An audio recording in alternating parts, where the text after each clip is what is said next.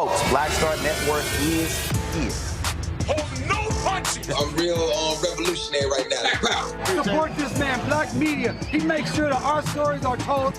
Thank you for being the voice of Black America, Roland. Stay black. I love y'all. All momentum we have now, we have to keep this going. The video looks phenomenal. See, there's a difference between Black Star Network and Black-owned media and something like CNN. You can't be Black-owned media and be scared. It's time to be smart. Bring your eyeballs home. You dig?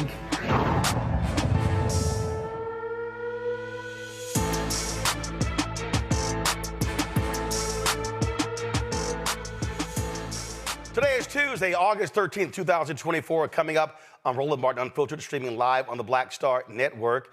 Kappa Alpha Sorority Incorporated, members of the AKAs, which is the Vice President Kamala Harris' sorority, they are launching their own political action committee. We'll talk with former President Dr. Glenda Glover about that PAC. Also, Democratic Vice Presidential candidate, Minnesota Governor Tim Walz, speaks to AFSCME, making his first solo campaign appearance at their national convention in L.A. We'll show you some of what he had to say. Also, Texas Congresswoman Shelia Jackson Lee's daughter says she wants to finish the job her mother started by completing her congressional term. We'll give the details of what's happening there in Houston. Also, an Ohio cop has been charged with murdering a pregnant Black woman who was accused of shoplifting. The attorney representing the victim's family will be here to join us. Also, in our Marketplace segment, we'll talk to a woman who created an interactive survey for the Harris-Walz campaign that links to donations and provides real-time feedback. That more. It's time to bring the funk. I'm Roland Martin Unfiltered on the Black Star Network. Let's go. He's got whatever the miss, he's on it. Whatever it is, he's got the scoop, the fact, the find. And when it breaks, he's right on time and it's rolling. Best believe he's knowing. Putting it down from sports to news to politics. With entertainment just for kicks, he's rolling. It's on go, roll, y'all. It's Roland Martin, yeah. Rolling with Roland now. He's funky, he's fresh, he's real, the best, you know he's Roland Martin now.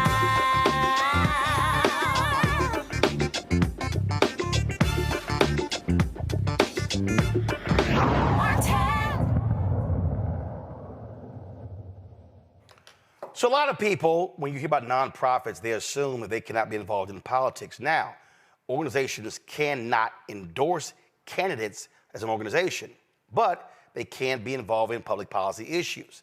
But organizations can also create separate entities. So for instance, my fraternity, Alpha Phi Alpha Fraternity Incorporated, we have a political action committee where we actually provide campaign funds and endorse candidates. Well, Alpha Kappa Alpha, they've actually launched a political action committee as well, which allows them to be able to support presidential candidates. That was recently started, and you're seeing more Black organizations create political action committees to be able to help candidates. There are other organizations, we see this happening on the national level. Collective PAC, of course, they support Black candidates across the country. Many other organizations are doing the exact same thing. So the power of Divine Nine and many of our Black organizations is crucial. You've often heard me talk about the importance of Black fraternities and sororities, but not just them. Links, Jack and Jill, Prince Hall Masons, Eastern Star. There's so many Guardsmen. There's so many Black organizations out here that should be doing more, as far as I'm concerned, when it comes to politics. So what you have going on with the Harris-Walz campaign is a HBCU Divine Nine initiative. That initiative is about taking all of these forces, all these organizations, the students, but also the alumni, and driving them to be involved in politics. One of the folks who is involved with that is the former president of Tennessee State University, Dr. Glenda Glover. She happens to be also former international president of Alpha Kappa Alpha, so she knows a little bit about Divine Nine. She joins us right now. Dr. Glover, glad to have you here. I've said this, and people, and I've challenged folks to disagree with me on this. that Divine Nine has what I call the most sophisticated organizational infrastructure out of all black groups. They're international, national, regional, state, grad chapter, undergrad chapter, and have initiatives going all the way down to elementary school. These groups are self-funded. Unlike most of our civil rights groups, they're not reliant upon corporate America for funds. And so what you have is a cohesive entity that is a lot different than the black church, civil rights groups, and so many others. And so how do you see galvanizing Divine Nine, galvanizing HBCU folks when it comes to this presidential campaign? I think you're on mute. Now we got you. All right. Thank you very much. And thank you for inviting me. Yes, this is an exciting time for the Divine Nine organizations and for HBCUs, particularly since Vice President Harris attended HBCU. So we're looking at the PWI campuses also. There are many black students on PWI campuses who want to be a part of this movement. So we make sure we're not leaving them out.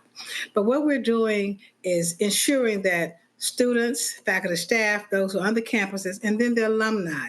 There's a very important alumni database that's very excited about this campaign. So we're assisting them in largely get out the vote efforts, because being nonprofits, state schools, many of them, and the organizations themselves, the Divine Nine, you really can't endorse a candidate, but we just say, let's get them out to the polls, and if you get them out there, they'll figure it out. They'll figure out who to vote for once they get there. And so we're looking at how we can engage the alums, how we can engage the students and faculty and staff of HBCUs, as well as Divine Nine alums with membership. And what I'm always trying to remind people, this is not anything new. In fact, I was on a call last night. There are some HBCU students. They want to do a call very similar to Win with Black Women, Win with Black Men, and the other calls that were done. And what we've seen is this is not just the first time. I've had to explain in national media. You had in 2020, 2022, HBCU folks and Divine Nine mobilizing, organizing around Raphael Warnock when he ran for the United States Senate, especially Alpha Brothers. You had Randall Woodfin when he ran for mayor of Birmingham. He had his Morehouse alumni and his Alpha alumni. We've seen this, Phyllis Randall in Virginia, county executive. She's a Delta, again, tapping into that organizing infrastructure. And so you've always had this. Now the theme, though, is just keep impressing upon folks how to truly maximize all of this energy and power that we have, or what I say is unused power. Well, you said something, I think 2 or 3 weeks ago on your show, when you said that this is an election where you are competing with the sofa and the TV about getting out to vote. And that's absolutely true. So we're mobilizing. We want to do a massive voter registration and a voter mobilization, voter engagement effort to ensure that individuals go out to vote. So we're starting with the students. Tomorrow night, we're meeting with students across the country. Divine Nine leaders, HBCU student leaders, students with Divine Nine leaders on college campuses, the undergraduate and collegiate leaders will join with HBCU leaders on the call tomorrow night with the campaign and talking about voter engagement, voter registration, voter mobilization, voter education, so they can understand the power of their vote. We have over 300,000 students, HBCU students, we want to talk to at some point.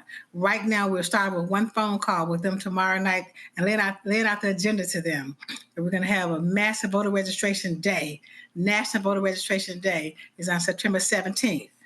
And then we're going to do an HBCU celebration of all HBCU students around the country. And that's going to be a call similar to the Win with Black Women call. We have 44,000 on that call. So we expect to have a huge number of students. That will be, of course, after the convention, after school has started back and gotten settled in. So we're going to do an HBCU tour, then some of the big games football games. So the Vice President plans to attend several activities on HBCU campuses. So we're really excited about the HBCU involvement, particularly the student involvement, as well as the alumni involvement. And everything is local. And so are you mainly targeting the 7 battleground states? But you also have other races. You got critical Senate races. You got House races. And so how are you in terms of targeting where people are and then trying to get them to understand how to be motivated to register and vote? Of course, the 7 battleground states are very, very important. The top 3, Michigan, Wisconsin, and Pennsylvania. Those 3 states will have enough votes. If you can get those 3 states, that's enough to win. However, we're targeting also the remaining 4 in the battleground states: North Carolina, Georgia, Arizona, and Nevada. Those are key states for the presidency. Now, every state is a key state when it comes to down the ticket, down the ballot, because you have to keep the Senate, you have to regain the House, and just ensure the local levels. All politics is local. We learned that, and then the state races. I learned when I was, when Tennessee State was having such trials last year, that how important it is at the state level. That's who make the rules. That's who can ensure the perpetuity of your university. That's who can give you the right board. That's who can give you the right presidents. And so the state levels, that cannot be overstressed. And then, of course, at local, the city council, every race is important. That's why we want to make sure those down the ballot races, that's why we're going to every single state to ensure that we have a presence on the down ticket races. And again, those things, absolutely matter. And so data collection is also important. How are y'all focused on that? I'm always trying to tell people, I hate when people have events and they have rallies and they don't collect data who's there, because then you got nobody to follow up with. Absolutely. That's what we're doing. We've set up the website so that each school will be represented on the website. Each HBCU will be on the website. And click on their school and find out all about the voting requirements. When is the last day to register to vote? The absentee ballots, the mail-in ballots, the polling places. And we're going to have a plan laid out by state, because as you know, everything is done by state, on state level. So we're breaking it down. So when you click on your school, you will know that. But you have to register first to get on the call. And that's how you collect data. So you can follow up to make sure that we met their needs. If you have any questions, you have any comments, any suggestions. But the younger minds, that's what we're going after. That's what we train every day. We can train that young mind to think politically, to think about what their vote, and get them excited, keep them excited, enthusiastic about this race. So yes, that's a good data point to make sure we have the information from the students who are participating. All right. Dr. Glenda Glover, we certainly appreciate it. Thank you so very much. Good luck with that. I can't wait to see it in action in the fall. But thank you very much, and thank you for all that you do. All right, thanks so much. All right, folks, when we come back, we're going to talk about this with our panel, also talk about the AKs creating their PAC and how more of us need to be very much involved in the political process on the funding side as well. You're watching Roland Martin Unfiltered right here on the Black Star Network. Coming soon to the Black Star Network. I still have my NFL contract in my house, having a case. It's 4 of them, for my 4-year contract. I got a $600,000 signing bonus. My base salary for that first year was $150,000. Matter of fact, $150,000. $150,000. That's what I made, $150,000. Now think about it. My signing bonus was a forgivable loan, supposedly. When I got traded to the Colts, they made me pay back my signing bonus to them. I had to give them their $600,000 back. Wow. Yeah, I was so pissed. Because, I try to be a man of my word. I'm like, you, I'll give you your money back.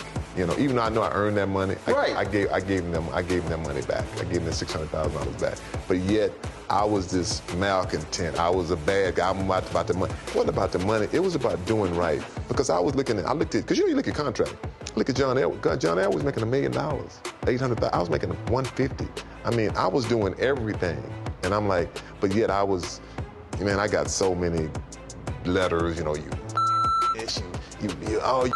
so I just play for free and all that kind of stuff. I mean, you don't forget that kind of stuff. Right. That stuff is hurtful.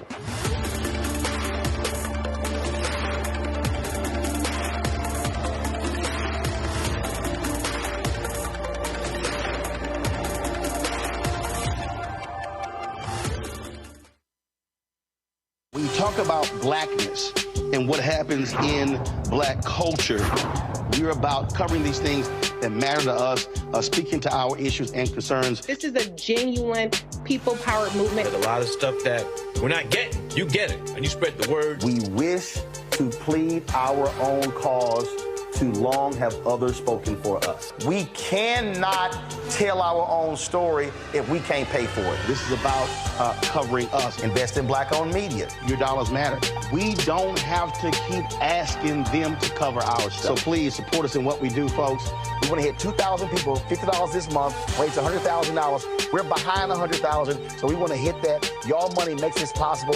Check some money orders. Go to P.O. Box 57196, Washington, D.C. 20037-0196. The Cash App is $RM Unfiltered. PayPal is R Martin Unfiltered. Venmo is RM Unfiltered. Zelle is Roland at RolandSMartin.com.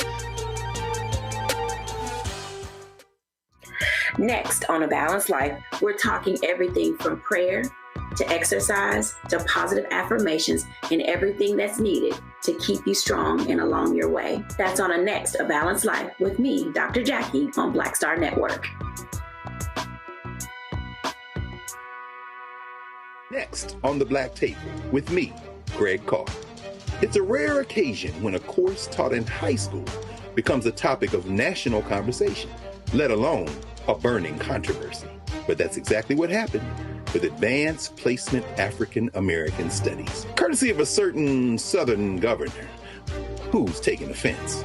On our next show, we take you inside the classroom for an up-close look at the course through the eyes of the teachers that teach it, the students that are taking it, and the communities that surround them. And so many of the kids we saw, the truth. And it just impacts those kids in such a big way. A master teacher round table on the next Black Table that you do not want to miss, right here on the Black Star Network. What's up, everybody? It's your girl, Latasha from the A. And you're watching Roland Martin Unfiltered.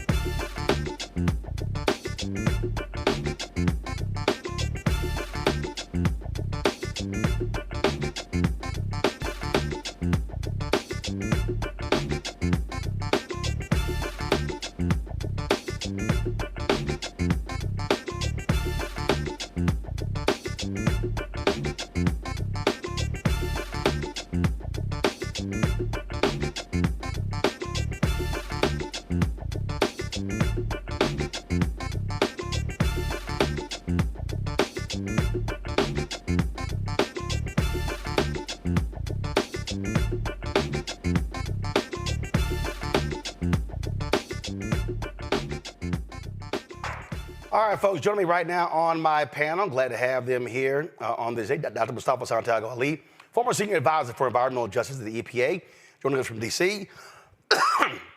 Nola Haynes, Georgetown University School of Foreign Service, joining us from D.C. as well. Dr. Larry J. Walker, assistant professor, University of Central Florida, joining us from Orlando. Glad to have all three of you here. Mustafa, I want to start with you. 2008 probably was the first major effort where African Americans began to bundle dollars, began to create political action committees. And that was with, of course, the election of President Barack Obama. You saw smaller efforts in different cities where you had Chicago, Atlanta, and others. When you talk about really, really engaging the political process, understanding PACs, how money is important, you begin to really see that in 2008. I think ever since then, you're seeing more African Americans understand why giving matters, funding our own campaigns, and being able to impact the political process that way. Yeah, without a doubt. I mean, money is a big part of politics. And if you want to be able to play a significant role in that space, of course, our vote is incredibly important, but also being able to support the candidates that are in alignment with what your values are and what the particular needs are of the communities that you serve. So if you want to be serious about helping to frame out the direction that our country needs to go in, then you've got to be in that space. And you raised the collective PAC earlier. You know, the great work that Quentin and Stephanie has done and others has been incredibly important in supporting Black candidates, because often, if you take a look historically for folks who come from our communities and run, they had a difficult time in being able to have the dollars that were necessary to be able to mount a real campaign. So this gives us an opportunity to not only level the playing field, but to also make sure that candidates understand what our North Star looks like and what we expect from them, and also to be able to hold folks accountable. So for folks who are out there who have big organizations that they're a part of, they should definitely give consideration to starting a PAC or becoming a part of one and supporting it. You know, on that particular point there, Nola, listen, money is access. And the ability to be able to get in front of candidates and speak to the issues. And that's why, and look, that's why people actually give. To the point Mustafa made, for a lot of Black candidates, they've grossly been underfunded. And so now, by understanding how you begin to raise money as a collective, how do you then begin to tap into your networks? As I said, when Randall Woodford ran for mayor of Birmingham, he tapped into his Morehouse alumni base. He tapped into his Alpha Phi Alpha base. And of course, that's no shock because you got 3 alphas sitting on this panel with you, Nola. So that's what, come on now, don't hate, congratulate. We might let you celebrate. So what you're dealing with is you tap into your networks when you need those resources. Absolutely. And representation plays a huge part of this. You know, in the Black community, a lot of us, you need to prove stuff to us. And with the Win with Black Women call, I was so privileged and honored to be on that call, the power, the energy, the momentum. So it's a combination of seeing Vice President Harris at the top of the ticket, seeing her shining and glowing and all the things, and then to see the power of the Win with Black Women fundraising, to see the power with Win with Black Men fundraising. So that momentum and actually seeing that we can see ourselves at the top of that ticket in that way, I think it's a perfect storm in a very beautiful sense that people are actually seeing how important it is for us to raise our own money to make sure that we are supporting everyone up and down the ticket. So representation, momentum, and proving to Black folks, this is how we do it. And I think it's a beautiful thing. It's a powerful thing. And I think we'll see a lot more of it. Larry? Yeah, so Roland, what you described in the conversation with Dr. Glover is the intersection of Black political empowerment and money. And as you highlighted, Roland, listen, we know everyone on the panel, you need money to run a campaign. And in many sense, if you're running for a Senate seat, you need millions and millions of dollars. So I think it's really important as we have this conversation, particularly in the context of HBCUs. Obviously, we know how many of the states you highlighted earlier are really important. I must note that North Carolina has the most HBCUs out of any other state in the country. And so making sure you tap into that network of HBCUs, but obviously, Roland, we discussed the importance of Divine Nine to make sure that people feel like this is an opportunity to get VP Harris in, also make sure we control the Senate, switch the House, so we can get bills focused on law enforcement to address some of the issues related to law enforcement, and through the George Floyd Policing Act to address issues that have plagued the Black community for generations. Hear candidates often say, people will say, hey, man, I'm praying for you. They're like, hey, I appreciate you praying for me, but I also need you giving to me as well. And so prayers are important, but money also goes a long way in politics. When I was telling you about the Alpha Kappa Alpha Political Action Committee, and listen, folks, there are actual rules when it comes to PACs, because first of all, PACs are not supposed to be in coordination with campaigns. We know that's a lie, because it actually happens. So that's one thing. Also, the AKA PAC, they will be accepting donations up to $5,000 from members of the sorority and their families to support, again, federal campaigns and political parties. And so it's an unusual venture for the sorority, but again, it's no shock there are other groups that actually have the exact same thing. Got to go to a break. We come back, we're going to talk about this shooting in Ohio, where a cop has been charged in the death of a pregnant black woman who was accused of shoplifting. Shocking and stunning video. We'll talk about that. Also, we'll talk about Governor Tim Walz of Minnesota speaking at the AFSCME convention today in Los Angeles, his first solo appearance since he was picked by Vice President Kamala Harris to be her running mate. You're watching Roland Martin Unfiltered on the Black Star Network. Don't forget, support the work that we do. Our goal is to get 20,000 of our fans contributing on average $50 each, which comes out to be $4.19 a month, 13 cents a day. Now, folks, do understand, we don't have millionaires and billionaires supporting this show. We're trying to sit here and do more and get these advertisers to support us, but the reality is that's difficult to do. So, everybody who gives during the show will get a shout out from me. Got several things that are going on. We got to raise $25,000 to go to the Democrat National Convention next week. Also, and I'm going to show y'all a little bit later in the show, a couple of things that are happening with our Robo-Mobile. Need an update on that as well. And so a lot of things happening. So we need your support for the work that we do. We're the only black-owned media daily show. Ain't nobody else out here, y'all. What we do every single day with this show and the Black Star Network and the shows that we have there, nobody else is doing. The Griot and Byron Allen cancel all of their shows. They're gone. Didn't even last 1 year. Black Enterprise?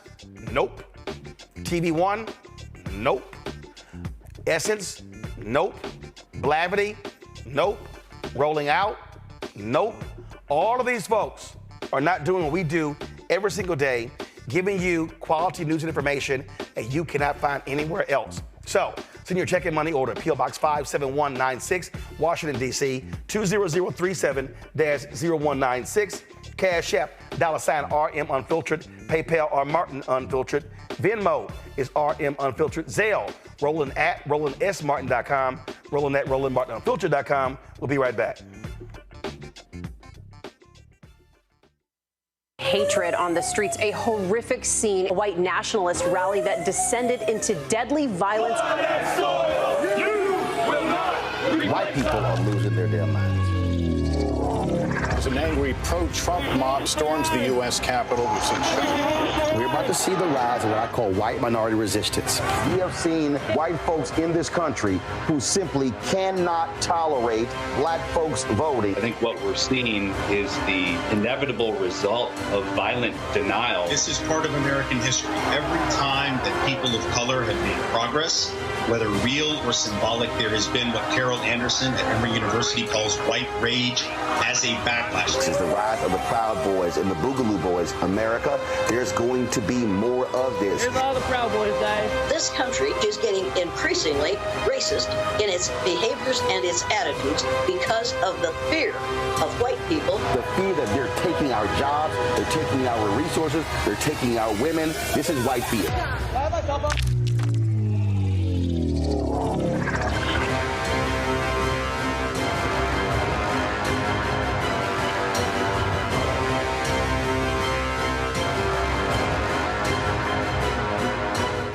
Hello, I'm Jamia Pugh. I am from Coatesville, Pennsylvania, just an hour right outside of Philadelphia. My name is Jasmine Pugh. I'm also from Coatesville, Pennsylvania. You are watching Roland Martin Unfiltered. Stay right here.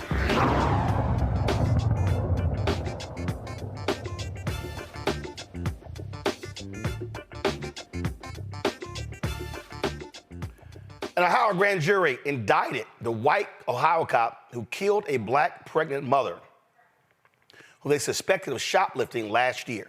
That cop was indicted on a murder charge. Blendon Township police officer Connor Grubb is facing 4 counts of murder, 4 counts of felonious assault, and 2 counts of involuntary manslaughter. On August 23rd, Grubb and other officers responded to the report of a woman stealing alcohol from the Kroger store. Once confronted in the parking lot, Young tried to drive away. That's when Grubb opened fire into her car.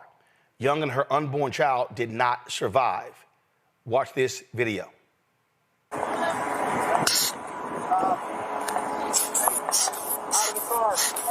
Out of the car. Out of the car. Out of the car. Out of the car. Clinic 7 back in service, 1828. Get out of the car. Then get out. No, then get out. Get out of the fucking car. Get out of the car. Get out of the fucking car. Get out of the car. Shots fired. Shots fired. Stop the goddamn car. Stop the goddamn car. We're going to have a 34 on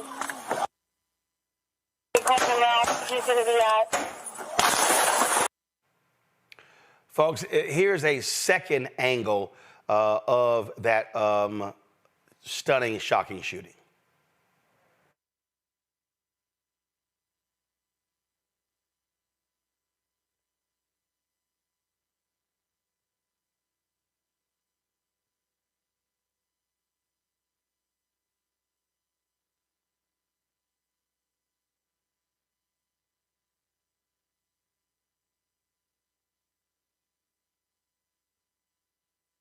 Angle here of this particular shooting of Takia Young, folks.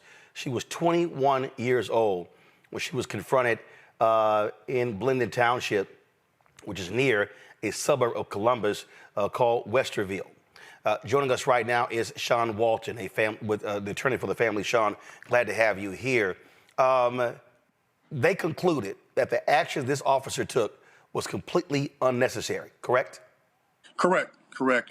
And he's now indicted on 4 counts of murder, 4 counts of felonious assault, and 2 counts of involuntary manslaughter. So they saw what we just saw in that video.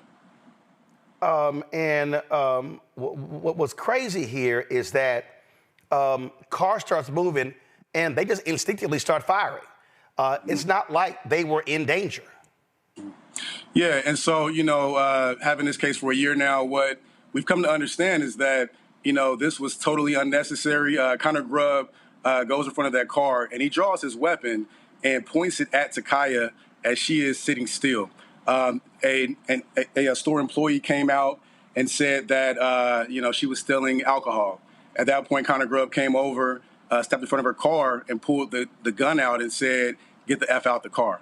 So, for us, this is a clear example of what comply or die looks like for Black Americans. There's no way that this petty theft should have resulted in his gun coming out, let alone him firing the second her car barely moves. And, again, when you slow it down, you'll see that she moves her steering wheel all the way to the right until it locks to try to make sure that she moves away from him but does not hit him as she's in fear of her life, as this gun is pointed at her. She was pregnant. She's already the mother of a 6- and a 3-year-old, and that child was due just 3 months later. Yep, November. Yeah, and so, what we have here is a family that's devastated, by this act of police violence. We have Takia, who was pregnant, and, she would have been the first girl.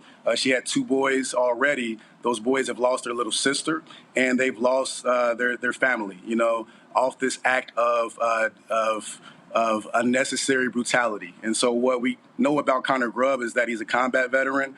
And I've had a lot of cases like this where we have these military veterans who have, served our country, but they've also been treating Black and brown people as enemies. And then they're placed in our communities. And so they turn a Kroger parking lot into a combat zone. And so we can't have that. That's why these murder charges are so important, not just for Takia, but for her unborn child, because that was a life that was lost. I'm curious. There were protests and things along those lines. Did any of these rabid pro-life people, did they join y'all? Because they always, pro-life. And so here you have an officer not only killed her, but also killed her unborn child. Just curious.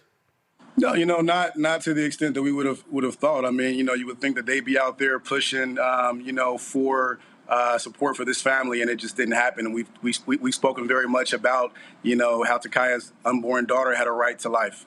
And so, again, what we see is that there are different rules for Black and brown people in this country.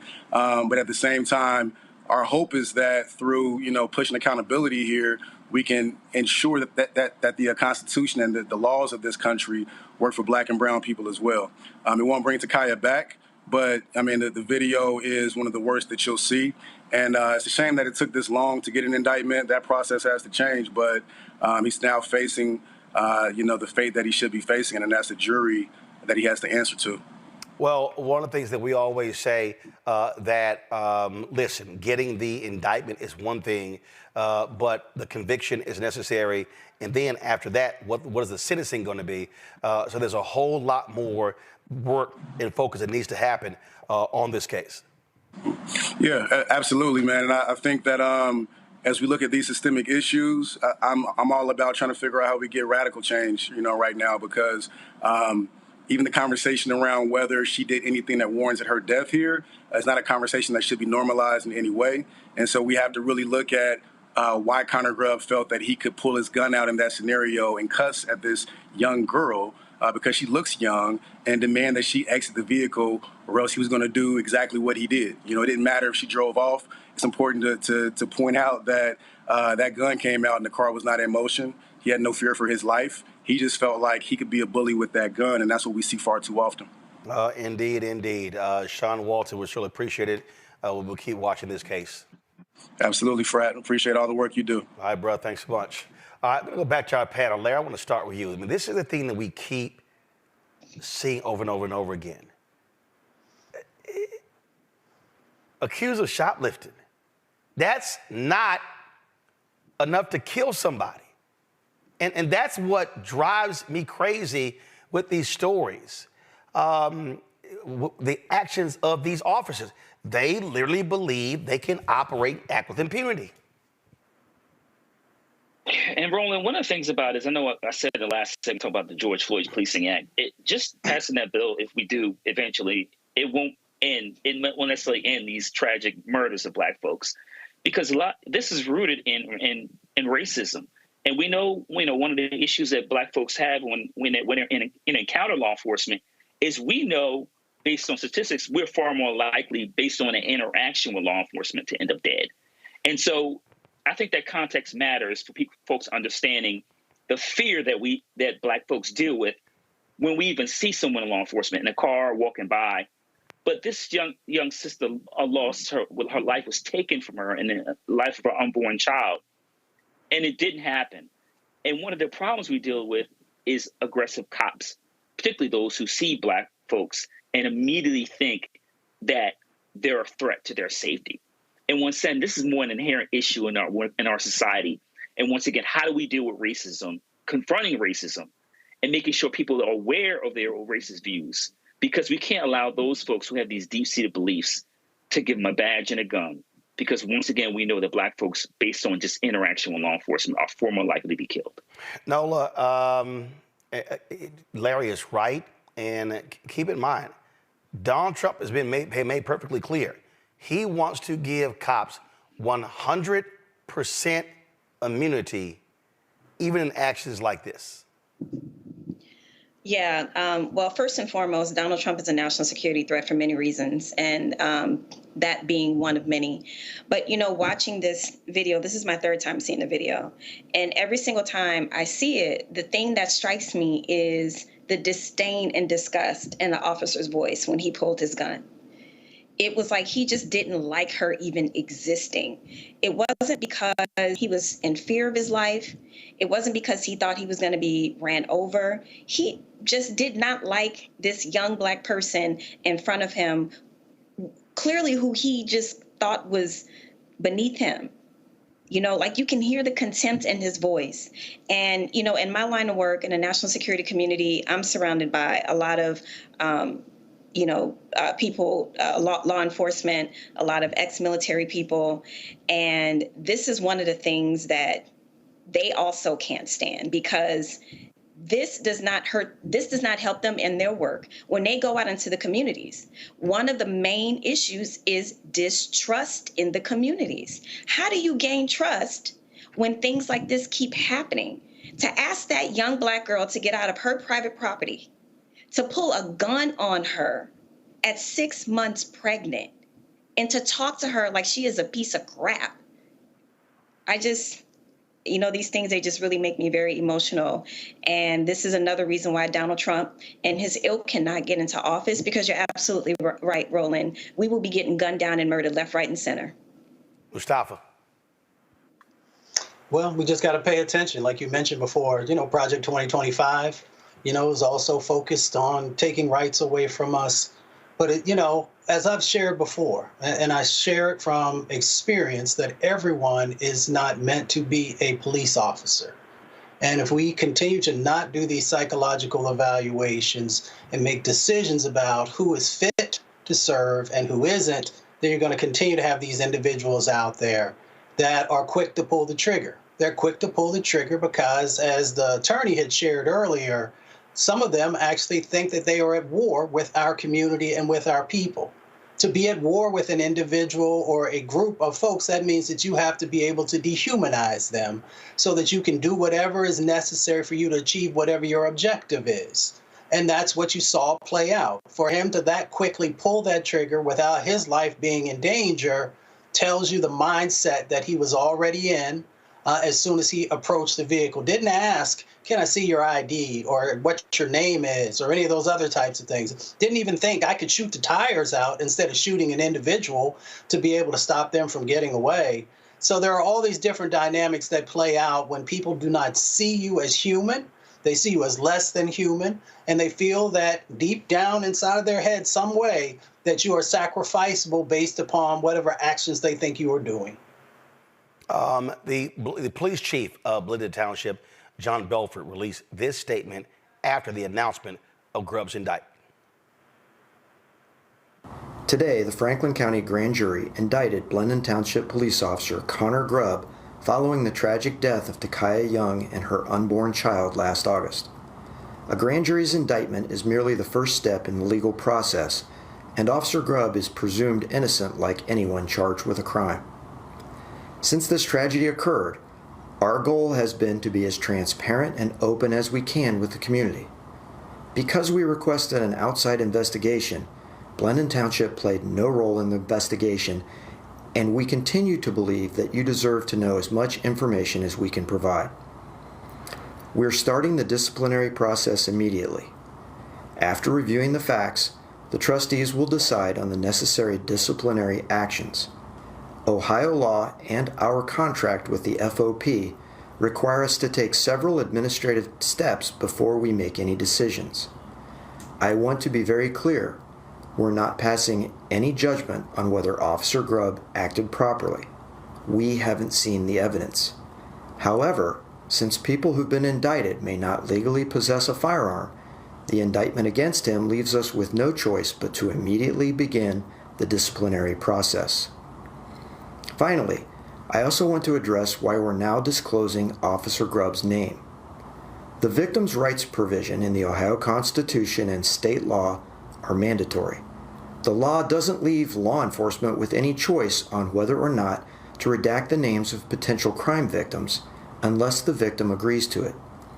We redacted Officer Grubb's name as required by Ohio law until he was identified publicly by the prosecutors after the grand jury's decision. Justice is a process, not a result.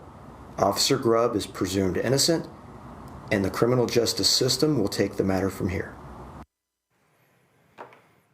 Folks, the Fraternal Order of Police Capital City Lodge No. 9 President Brian Street, well, of course, you know exactly what he said. Capital City Lodge No. 9 is deeply disappointed with the recent decision to indict Glenda Township Officer Connor Grubb. The grand jury process does not include a presiding judge or defense attorney. Prosecutors are free to present whichever evidence they deem fit. However, this discretion can sometimes be misused, leading to politically motivated indictments, which are highly concerning. The integrity of our legal system depends on unbiased and fair prosecutorial practices. Politically driven charges undermine public trust and compromise the pursuit of justice. We stand firm in advocating for an impartial justice system that focuses on truth and facts, not politics.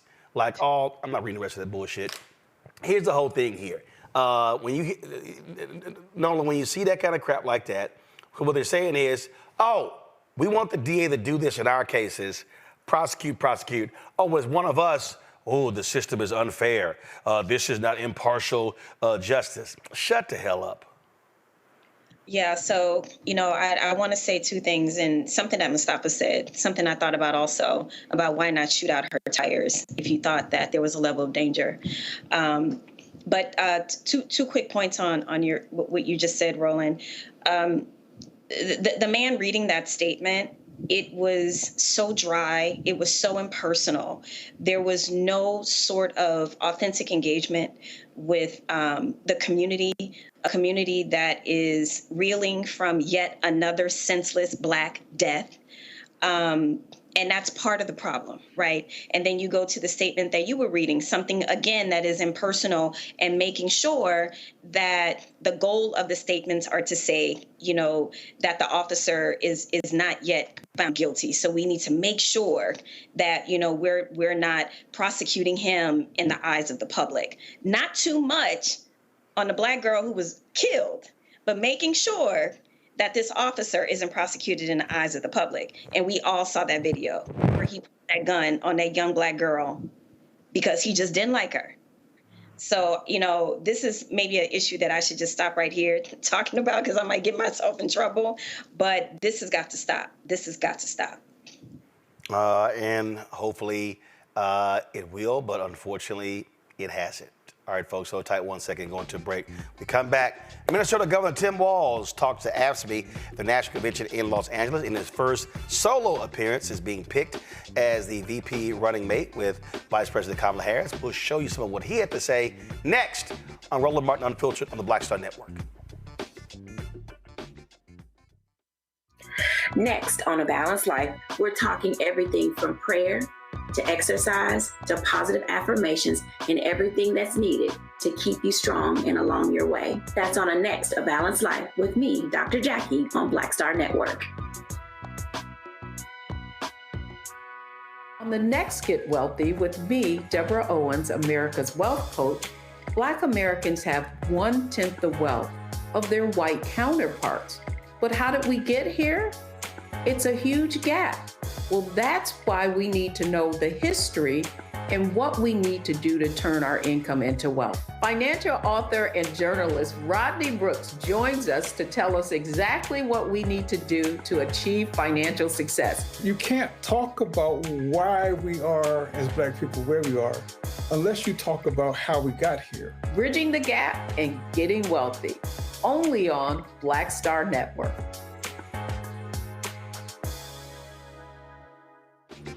I'm Marissa Mitchell, a news anchor at Fox 5 DC. Hey, what's up? It's Tammy Roman, and you are watching Roland Martin Unfiltered.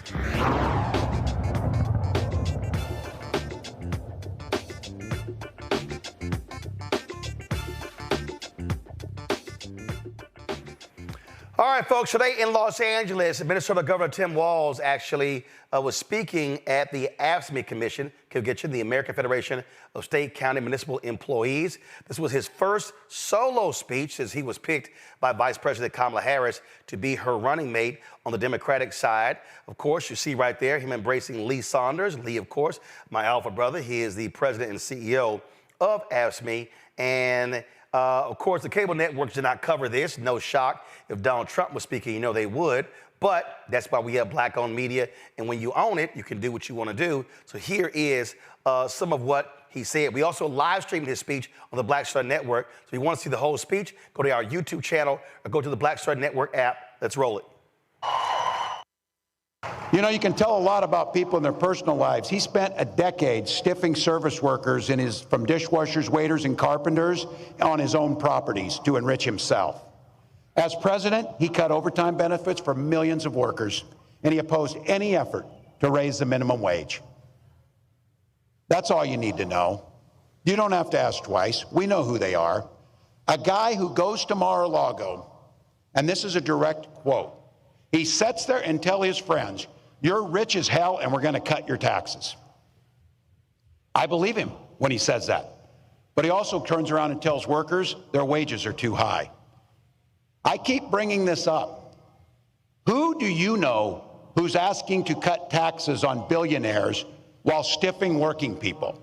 I don't know anybody. And I'll tell you what, I think there's a lot of people think that they're on his side or voting for him, that when you put it to them like that, they start thinking things differently. This is where we need to talk to our neighbors. We need to engage. And I'll tell you, his running mate, I don't know if that was a value add to this campaign or not, but he's one of 4 senators, 4, that has never cast a vote on a pro-worker bill in his life. Not once. A stop clock's right twice a day. This guy can't get it right once. Not once for workers. And by the way, these guys are even attacking me for my record of service. And I just want to say, I'm proud to serve my country, and I always will be.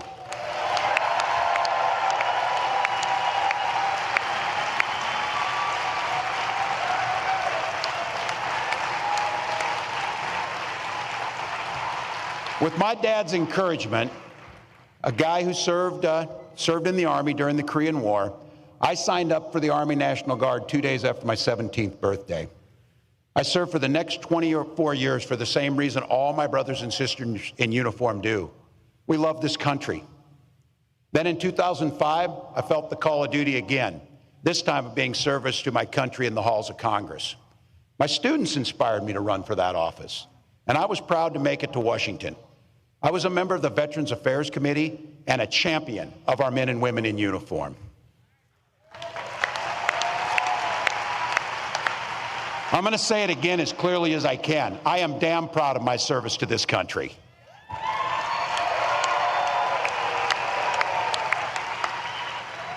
And I firmly believe you should never denigrate another person's service record. To anyone brave enough to put on that uniform for our great country, including my opponent, I just have a few simple words. Thank you for your service and sacrifice.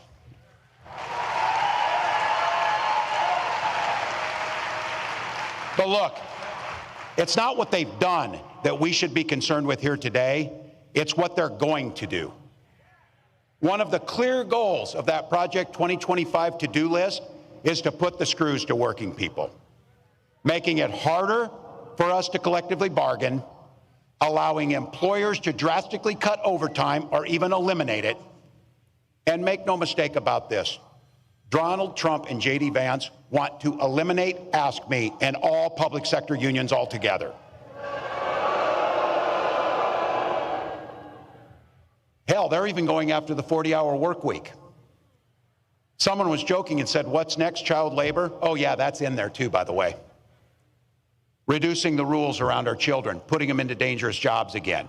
The folks who came before us spilt blood and treasure and spent their lives working to give us dignity and safety in our workplace so you can simply do a good day's work and go home to your family safely at night. Project 2025 will take all that away. It'll also repeal what you worked so hard for, the Affordable Care Act and its protections against pre-existing conditions, and they'll gut Social Security and Medicare. I said this too. Look, I guess you can't blame them if you're billionaires. I don't know, but I'm guessing billionaires aren't waiting for their Social Security check to come in to get by. But I know people who are, like my mom, who depends on her entire retirement on Social Security benefits that she earned, by the way, and that we should have every expectation that we're not cutting taxes for the wealthiest while we hurt the most vulnerable amongst us. So be clear. Trump's playing dumb. Oh, I don't know about 2025. Some of you heard this say it, because I'm not ever closing the yearbook on this. I'm a football coach at heart. And I'll tell you one thing I know for sure is, if you're going to take the time to draw up a playbook, you're damn sure going to use it. So don't think that they're not going to use that playbook they drew up, because they're going to. But I want to be clear. It's your neighbors, it's our friends that have been in this. I'm not talking about them. I'm talking about Trump, Vance, and this group that's around them. Because some of you in here with no or gray hair like me can remember when Republicans actually stood for and talked about freedom. We know they're there. We know those are our relatives. But it turns out that this guy means that freedom should be for the freedom of government to go into your exam room and tell you about your choices. You've heard me say it. This is not hard. In Minnesota, we respect our neighbors and we respect their personal choices. Now look, it's not difficult. I might not agree with my neighbor's choices or make the same one. But this country's great because we have a golden rule that makes things work. We mind our own damn business on those things. We mind our own damn business.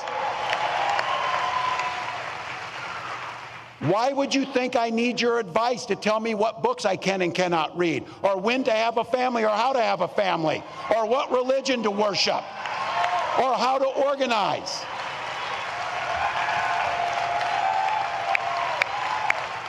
You stay in your lane and I'll stay in mine. That's not that difficult.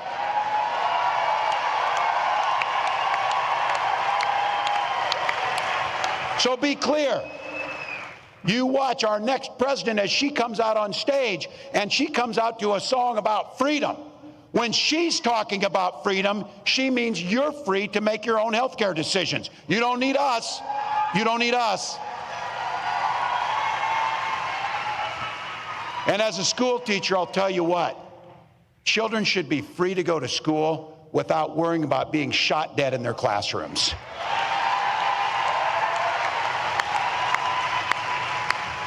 Education should be a ticket to the middle class, not crippling student loan debt.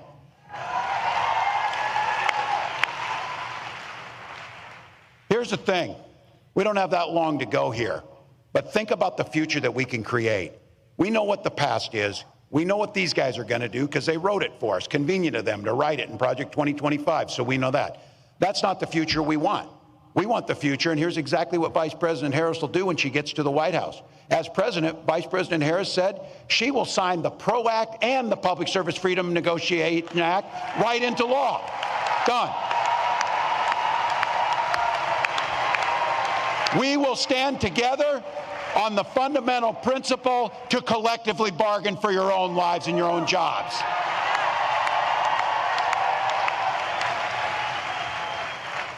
And we believe in fairness. That's what we believe in. That's why corporations can start paying their fair share, and that's how it works.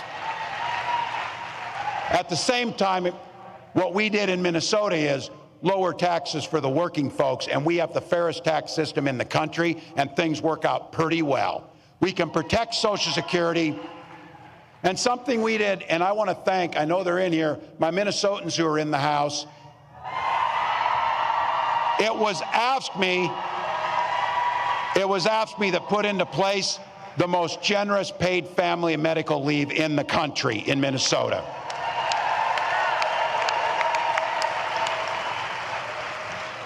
We're investing in our public schools, and it's, yeah, I'm a little biased on this one, but I think you're probably with me on this. How about we give our teachers a long overdue raise for the work that they do?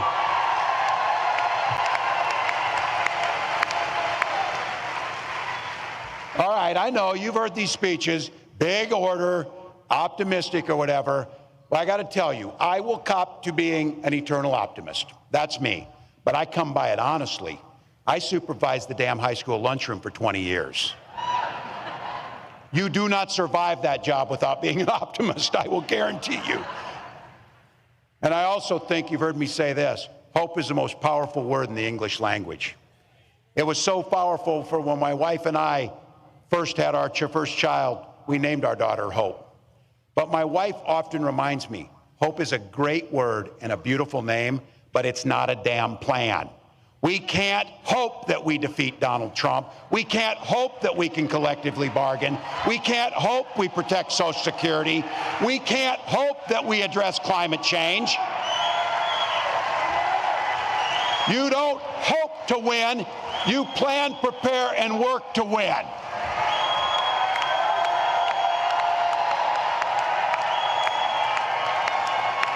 Look at this place. This place is filled with people who like hard work. These are people who get up and enjoy hard work and know how to get it done. So what do you think? A room full of 1.4 million AFSCME members, and this room here, how many voters do you think we could turn out in an hour? How many friends can we bring to the polls? We got over 4,000 people in this room. We won states by less than 10,000 votes in some cases. And I don't know about you, and I know it. This is going to be a close, tough race. It is going to be a tough one. But if each of us does an extra shift, an extra hour, a little bit more, we get to wake up on that morning after the election and know that the work we did transformed the lives for millions, transformed generations, impacted the world. Ask me. That's how it happens. That's how it happens. That's a plan. That's how the hope turns into the reality, turns into improved lives. It's just like that. We organize, we donate, we volunteer. Look, I've been around you people. I know the jobs you do. I know what this president does, because I thought you had to register to vote in Minnesota. You were out there so much for me because you were living there. You turn elections. You turn lives. You negotiate contracts. You press legislatures to do the right thing. We know how to do this. We've got 84 days to take control of our own destiny. 84 damn days. And I've said this, you hear me say this. That's easy. We'll sleep when we're dead. We'll do the work now. We'll do the work now.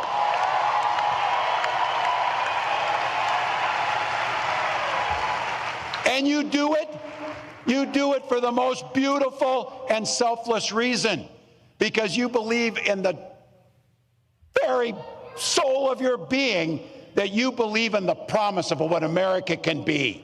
You believe we can all enter the middle class. You believe we can all have dignity. You believe we can all thrive. But you know what? We got to fight. Because as the next president of the United States says to me often, when we fight, we win. When we fight, we win. When we fight, thank you. Ask me. I think what you're seeing here, Larry, Governor Tim Walz is driving these Republicans crazy because they're so used to pigeonholing Democratic nominees. And so here you have somebody, veteran, they're trying to swift boat him. It ain't working. Listen, loves guns, loves to hunt. Oh, damn, a little hard to hit him on that one. Then, of course, teacher, coach. When you talk about that sort of resume, and he is coming off in many ways as just a regular guy. They can't try to hit him with, oh, he's a East Coast, West Coast, Hollywood elite. None of that stuff works. And that's why I think this pick was awesome. I know so many people wanted Josh Shapiro, the governor of Pennsylvania, but I love how by Vice President Kamala Harris picking him, it's driving them up the wall. Yeah, everything they throw at him, it doesn't stick. And he reminds me of the guy, a person you're in line at the supermarket and they're behind you and you start chatting. Next thing you know, you're outside talking to him for half an hour. He's charismatic. And Roland, you're right. He checks a lot of boxes off: teacher, military vet, et cetera. And I think the reason why they're having a hard time, anything that they throw at him is not working is because the reality is he's authentic. Some people are just like that. And it's rare to find a politician sort of like that. But he's just being who he is. And so I think the public sees that. So the trouble in terms of trying to swift voting and all these other, allegations they're trying to make against him is not working, is that he's authentic. And then on top of that, he's charismatic. And he comes across as kind of an everyday man who happens to be a governor of a state and maybe possibly in the next couple of months, vice president of the United States. And so in contrast with J.D. Vance, who is a venture capitalist who doesn't come across as authentic. And then that's why you got all the memes about dolphins and couches and everything else, because there's a lack of authenticity there, and people pick that up right away. Another thing here, Mustafa, that you're seeing, again, I talk about the contrast, how when you listen to Governor Tim Walz, when you listen to Vice President Harris, they totally sound different. What they're focusing on, what they're engaged in, is the language they use. They are offering absolutely hope, optimism, energy, as opposed to this drab, oh my God, America is going to hell, everything is awful. I mean, you've got Republicans putting out, of course, they're already going to the racist meme. Trump put out, this was America under Trump, and this is America cities under Vice President Kamala Harris. And we see the racist game they're playing. Yeah, it's an old playbook. And folks are tired of it. And folks have seen it before. And people appreciate that, both Vice President Harris and Governor Walz are bringing a message that resonates with folks and that folks are hungry for. People are tired of all the anger that comes from the right. And they're tired of people talking about how nothing can get better unless I'm the individual who does it. That's not how America should work. It is about we the people. It is about us coming together and believing in someone, but also making sure that we're working with them and also holding them accountable. And when you look at Vice President Harris and Governor Walz, those are individuals who receive that information and want it to actually be a part of how they're going to move forward. The other thing about Walz is that he has a track record. He has a track record not only as a governor, but also as a representative, and of course as a football coach, and all these things that people can actually see themselves reflected in. We all talk about representation matters. Now you have an individual who he's not rich. He didn't get his money in Silicon Valley or on Wall Street. They say he doesn't even invest in stock.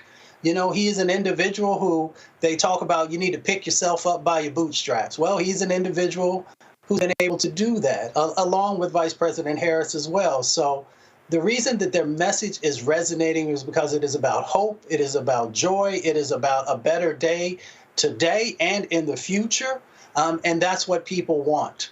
And unfortunately, the other side has not been able to figure out that since you have no policies to actually hold people's attention, then you should be able to hold them with something of value, and they haven't been able to find that. So, Nola, this is a graphic the Trump War Room put out on their social media. And again, you see import the third world, become the third world. On the left, your neighborhood under Trump. On the right, your neighborhood under Kamala. That's a absolute flat-out racist campaign, and they have no choice. They are all about how do you push the racial buttons of white America, and that's exactly what Trump and Vance are doing. Yeah, it's ugly. It's ugly rhetoric. It's been ugly from day one. It will continue to be ugly. But under a Trump-Vance regime, they will absolutely enact it. I like to remind people that the first National Security Act of Trump's presidency was the 2017 travel ban that was followed up by the 2020 travel ban, right, where he called African countries assholes, right? So, I mean, the proof is in the pudding. This isn't just rhetoric. This, floating around Project 2025 isn't just something that those on the left are doing for propaganda's sake. It is a very real document. I've been in rooms, very important rooms, where it was talked about in a very serious manner. This thing is real. It exists. And I just want to say a few things, about Coach. The one thing that I love about Coach, first of all, hope is here. I want to start there. Yes, I'm Team Hope. I'm all about it. And Coach is relatable. And that's the thing with the magic with him and VP. They're both relatable. I love the way that VP leans into her HBCU education. And I also love the fact that she came from UC Hastings Law School in California, because that's like a lot of the homies went to Hastings, you know what I mean? So there's a level of relatability that people feel because it's authentic, it's relatable, they feel the passion. And what the other side wants, people talk about this return to 1950s. I'm going to go back further. They want the Gilded Age back. They want to live in these fantastical mansions where just a few families prosper, and to live that Aristotelian ideal where you have to step on the backs of the underrepresented in order for you to live that ideal life that requires free labor or paying little to nothing for that labor. Let's be very clear about this vision. It's not just a return to the 1950s where, you had clean white suburbs and Black people weren't allowed. This is something completely different. The way that rights will be stripped away from women, wanting us back in the kitchen, barefoot and pregnant. Vance already said it. This is something grotesque. It is something perverse, and it is not going in the right direction. This is not progress. And I'll just say, I think about Project 2025 through three lenses: as a woman, as an educator, and as a national security expert. And that document, make no mistake, is destabilizing to the entire country. It is a national security risk, just like Trump. I don't know that much about bans. I saw something about a couch. I don't know. But, all I'm saying is, we gotta do what needs to get done, and hope is here, and I couldn't be more excited. Indeed. All right, folks, hold tight 1 second. But before we go to the break, Cincinnati, I will be with you on Thursday at the Black Family Reunion. That's right. I will be in Cincinnati. Of course, the Black Family Reunion celebration was founded by the National Council of Negro Women in 1989 to celebrate and recognize the strength of the African American family throughout the nation. I'm gonna be at, here's the location. I'm gonna be at Corinthian Baptist Church, 1920 Tennessee Avenue in Cincinnati.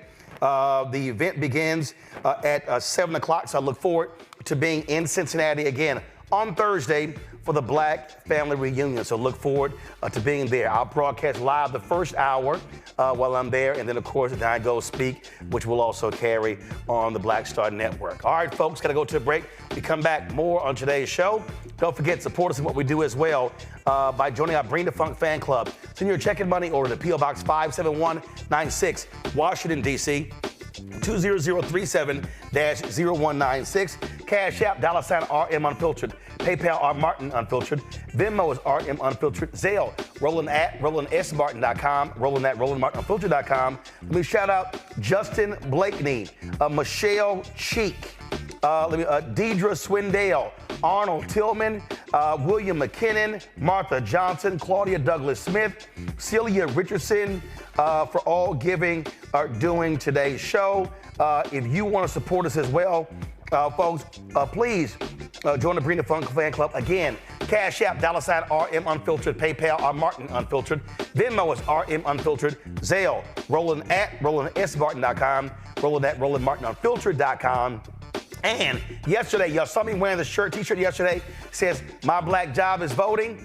You can actually order that shirt. You can get a 10% discount by using the promo code Roland. Go to DaciasDesigns.com, DaciasDesigns.com to get your shirt. My black job is voting. And again, some of the proceeds coming back to Roland Martin Unfiltered to help fund the initiatives that we're doing. Go to the website or use the QR code right there on the right side. They have the shirt in multiple colors, all the Divine Nine colors and other colors as well. So if you want to get your My Black Job is Voting shirt, go to DaciasDesigns.com, DaciasDesigns.com. We'll be right back. On the next Get Wealthy with me, Deborah Owens, America's Wealth Coach, Black Americans have 1/10 the wealth of their white counterparts. But how did we get here? It's a huge gap. Well, that's why we need to know the history and what we need to do to turn our income into wealth. Financial author and journalist Rodney Brooks joins us to tell us exactly what we need to do to achieve financial success. You can't talk about why we are, as Black people, where we are, unless you talk about how we got here. Bridging the gap and getting wealthy, only on Black Star Network.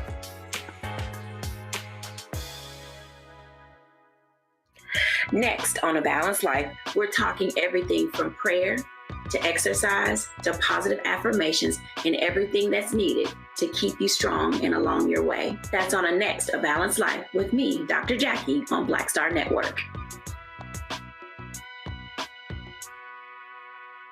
Hey, yo, what's up? This is Mr. Dalvin right here. What's up? This is KC. Sitting here representing the JODECI, that's Jodeci, right here on Roland Martin Unfiltered.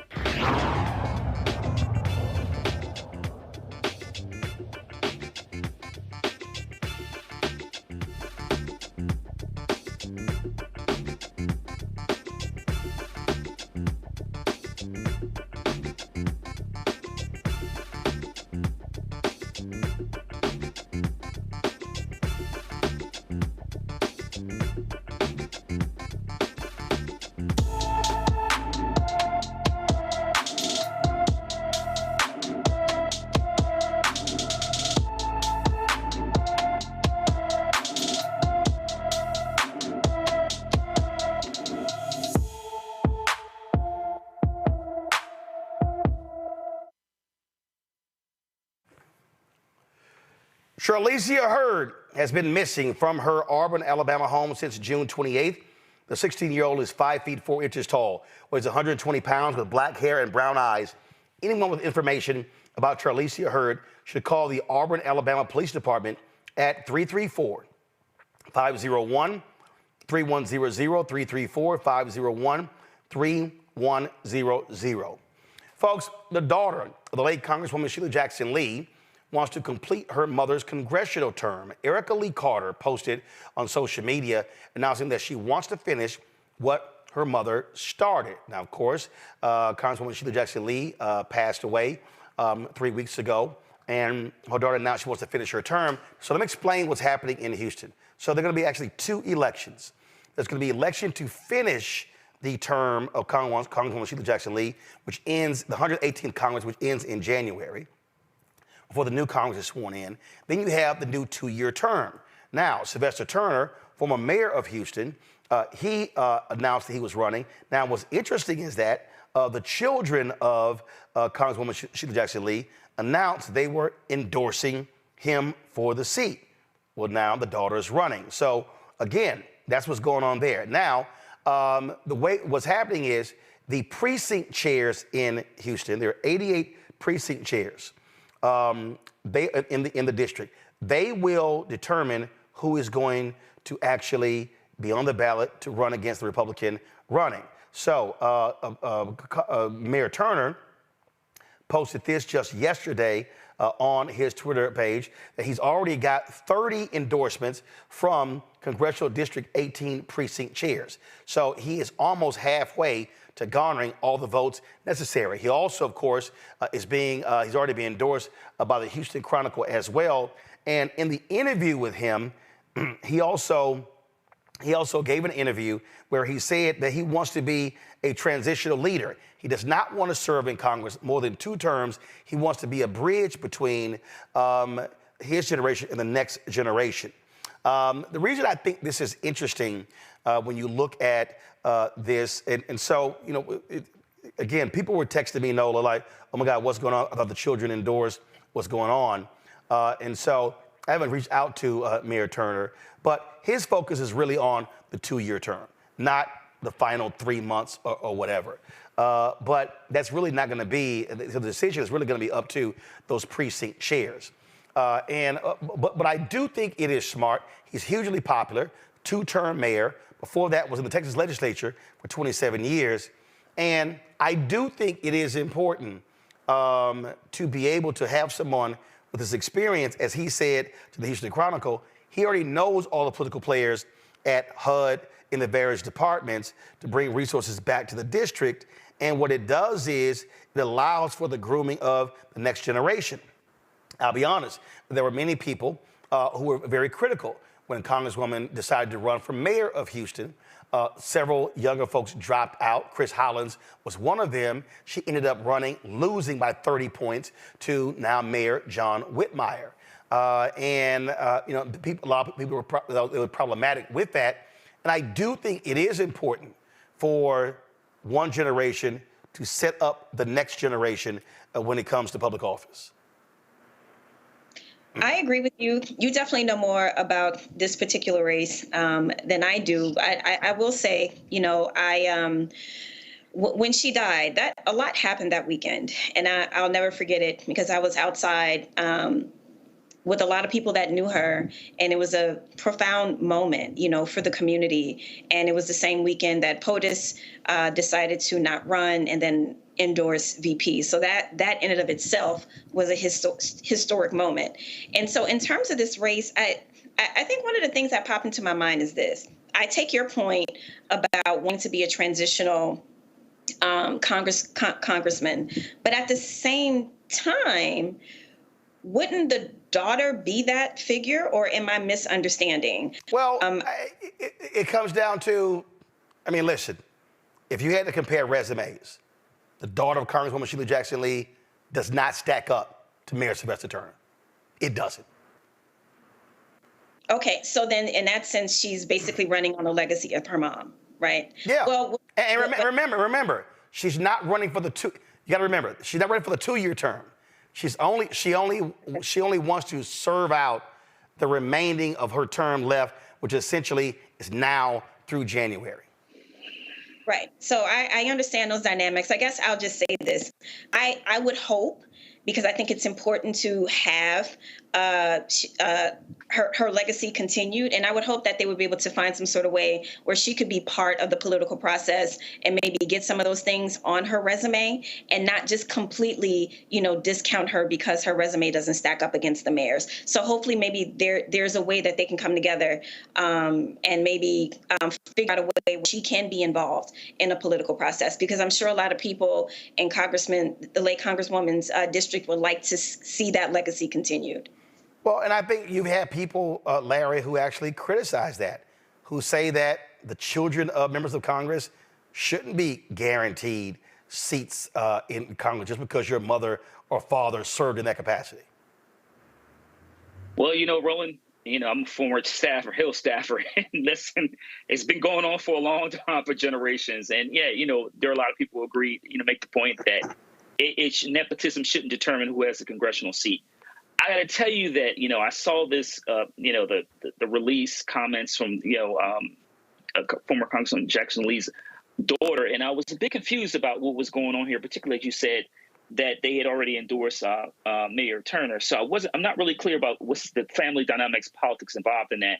Another point I do have to highlight, to be fair, Roland, the legislative calendar between now and when a new Congress is going to be sworn in, there's not that many days left because it's an election year.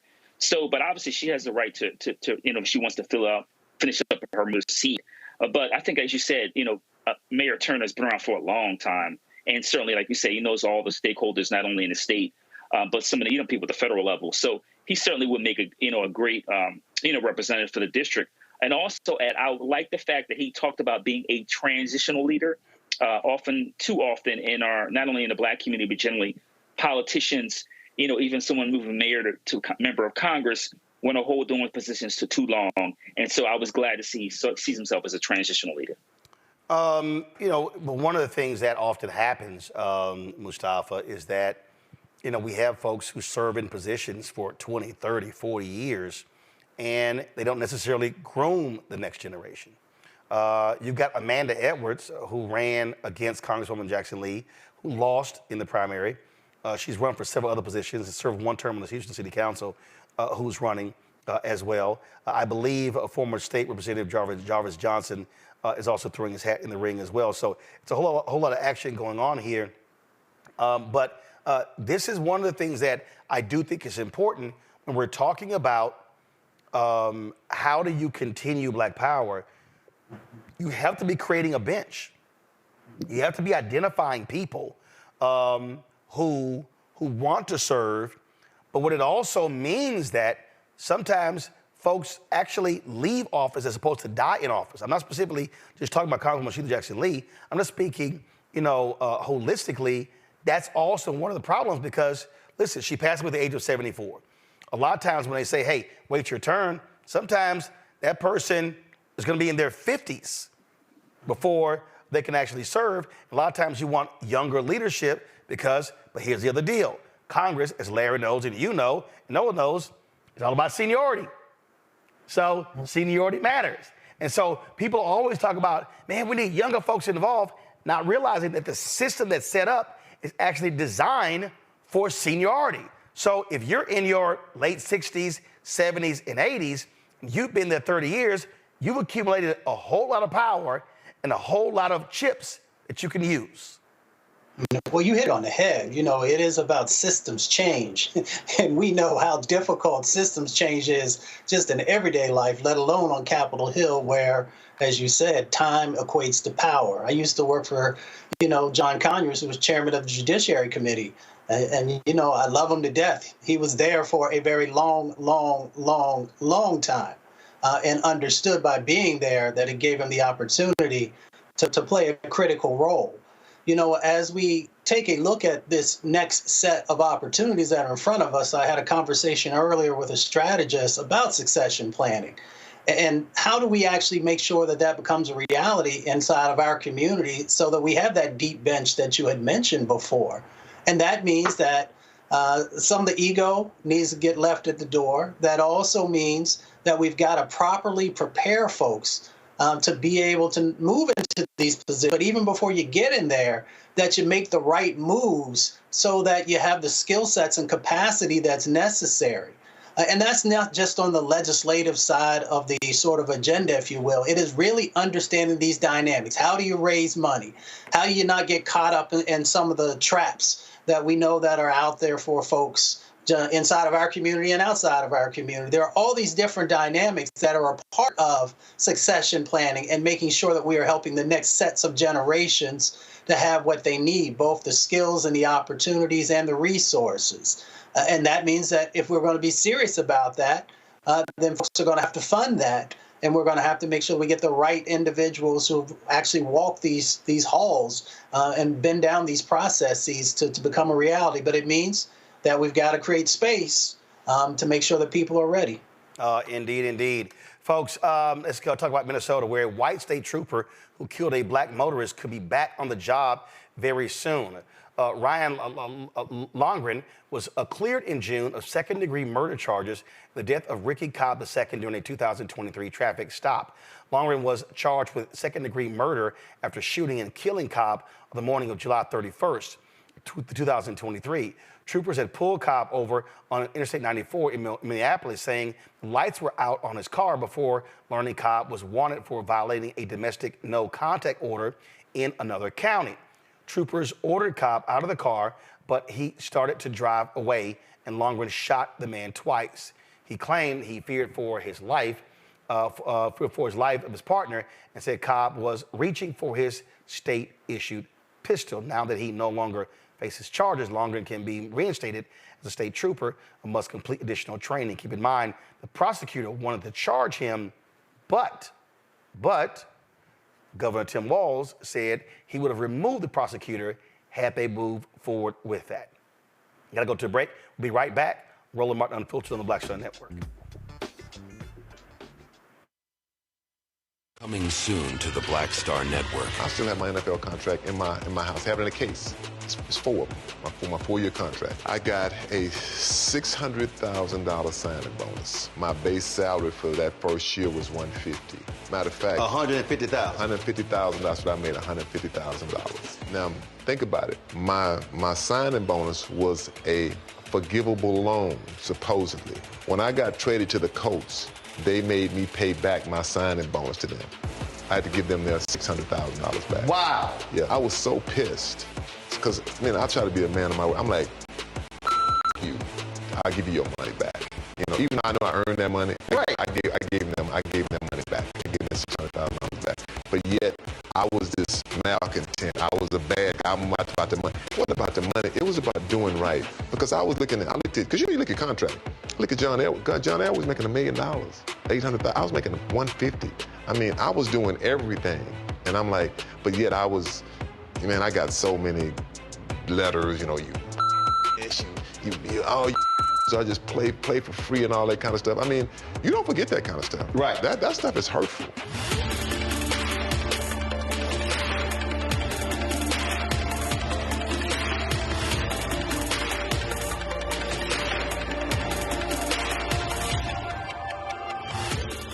What's good, y'all? This is Doug E. Fresh, and you're watching my brother Roland Martin Unfiltered as we go a little something like this. Hit it. It's real.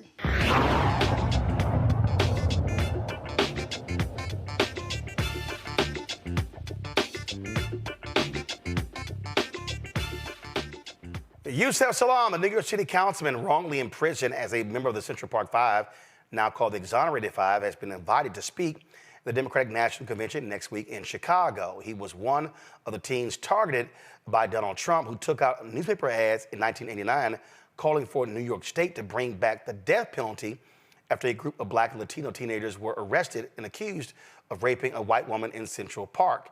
They were later cleared by DNA evidence and a confession by the perpetrator. And the city paid a settlement of more than $40 million for their wrongful imprisonment. Since then, they've been called, again, the Exonerated Five.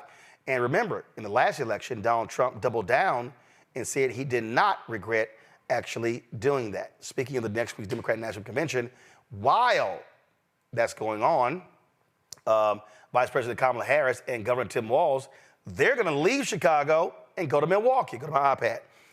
They've already announced that they plan a rally in Milwaukee on Tuesday. Not sure what time. Now remember, the schedule is President Joe Biden speaks on Monday. Former President Barack Obama speaks on Tuesday. Bill Clinton on Wednesday. Vice President Harris speaks on Thursday. But according to the New York Times story, Harris and Walz plans, they plan on holding a rally in Milwaukee. Here's why that is important, Mustafa. We saw this here. In 2022, 50,000 fewer people voted in Milwaukee than 2020. Had those 50,000 people voted in 2022, then Wisconsin Lieutenant Governor Mandela Barnes would be now the United States Senator. Instead, MAGA Senator Ron Johnson got reelected. And so it's important for the Harris-Walz campaign to really lock in Minnesota and maximize the voters there, especially the black vote. Yeah, and it also shows that you care by showing up and spending time with folks, which is incredibly important. They also understand that they have, a condensed amount of time to actually hit all of the places they need to multiple times. So taking advantage of both the energy that will be a part of the DNC, the cameras that will be focusing on Democrats, and then making sure that you're taking that energy to these other states is incredibly important. So it's smart politically. And it will also help folks who maybe hadn't had the opportunity to hear from both of them yet to get up close and to be able to make a decision about if they want to share their vote with them or not. I think it is smart politics. You take advantage of your proximity. Milwaukee is only 80 miles away from Chicago. They're going to be holding this likely in the same place where the Republican National Convention took place as well. And so this is smart politics. Now, of course, those of us in media, it's like, damn, we're already going to be in Chicago. Now you're trying to go to Milwaukee, and then you got to get back to Chicago. But that's a whole different deal there. But Wisconsin is a critical state. Harris-Walz must win that state, and they are not trying to do what the Hillary Clinton campaign did in 2016, where she never stepped foot in Wisconsin. Mm-hmm. Listen, first of all, I love the energy. They are all over the place, which they should be. Like Coach said today, it's only 84 days left. That means they are going to be busy moment to moment to moment. And that also tells me something as a voter.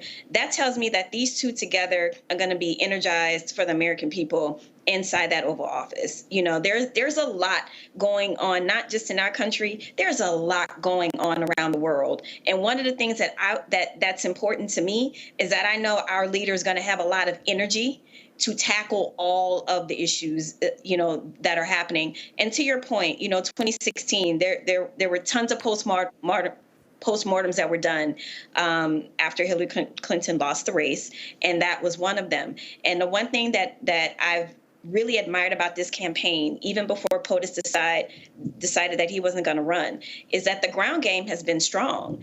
All the different offices around the country that have been open, knocking on doors, the kind of old school type of campaigning that has been going on, and VP has inherited that machine, which is one of the reasons why it has been so seamless. So I'm excited for the energy. I say yes, it makes absolute sense to go there because of proximity, and the media is just going to have to catch up. Larry? So the saying goes, there's no rest for the weary. And so we're only, less than 3 months out. It is a sprint to the finish. And also this is the VP is dealing with a condensed schedule because, the convention's next week, and she was just confirmed to have enough delegates not long ago. So you got to work. And, we see on the other side that Donald Trump basically didn't do anything last week. He gave a speech in Montana, which is a red state, and he's obviously going to carry that state. So if you're going to get that same kind of low energy on the Republican side, on the Democratic side, you want to make sure you're out there hustling like you're selling mixtapes in the 80s and 90s, because you don't want, a few months from now say, hey, you know what, I wish we had done this, done that. No, it is a sprint. It is time to go to work. You won't get any rest, but you can sleep after the inauguration. And not only that, so Thursday, Vice President Harris is going to be with President Biden in Milwaukee. On Friday, she travels to Raleigh, North Carolina, where she's going to be unveiling some of her economic proposals. They were supposed to be in Raleigh last week, but those tropical storms that were all over the East Coast, that rain was just sitting on top of the Carolinas, kept them from having that event there in North Carolina. So that's what's going on. So it's going to be pretty interesting, again, having Harris-Walz holding a rally in Milwaukee next Tuesday, the same time Democratic National Convention is happening in Chicago. Speaking of that, folks, we're going to be live in Chicago all week. Our team arrives on Sunday. Beginning Monday, we're going to be broadcasting every single day from 6 p.m. to midnight. Folks, y'all don't have to waste your time watching those other networks. Y'all already know you ain't going to see any black people. You might get one. So CNN going to show you, they're going to show you Van Jones. They might throw Bakari on there. So MSNBC, you know, you're probably going to see Joanne Reed. Fox News, they ain't showing nobody black. And ABC, NBC, CBS, ain't gonna be no black people. And so if y'all want the real deal, if y'all want the true black perspective, if y'all want to see the real kind of coverage, tune in to our coverage on the Black Star Network app, our YouTube channel. Again, we're live in Chicago Monday, Tuesday, Wednesday, Thursday, 6 p.m. Eastern, every single day. Looking forward to being there. And so your support is absolutely critical for the work that we're doing. And so we can't wait to bring you all the voices. It's a whole, let me tell y'all something. I was telling Carol, my producers, yesterday, going to the DNC with all them black people is like going to Essence. It's going to be stuff happening, breakfast stuff, lunch stuff, afternoon stuff, evening stuff.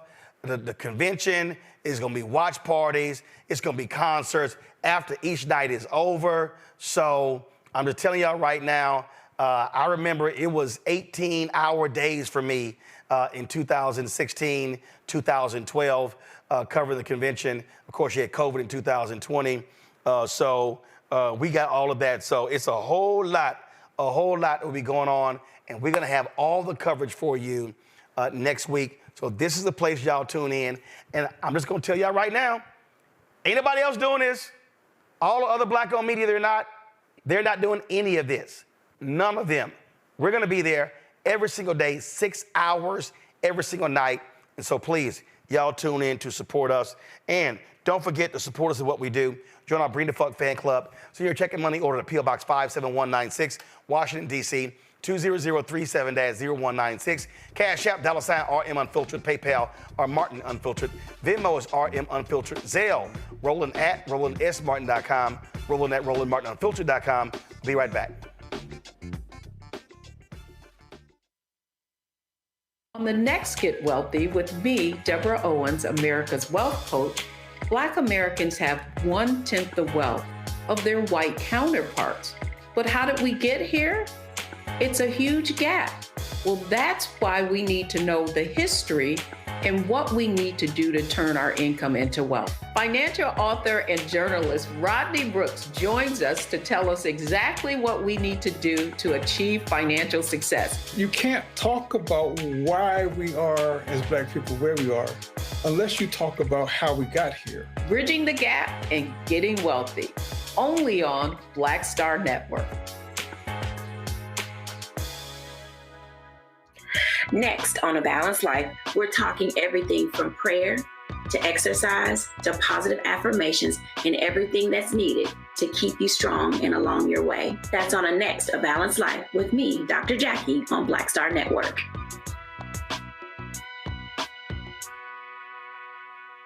Hi, everybody. I'm Kim Coles. Hey, I'm Donnie Simpson. Yo, it's your man Deion Cole from Blackish, and you watch Roland Martin, Unfiltered.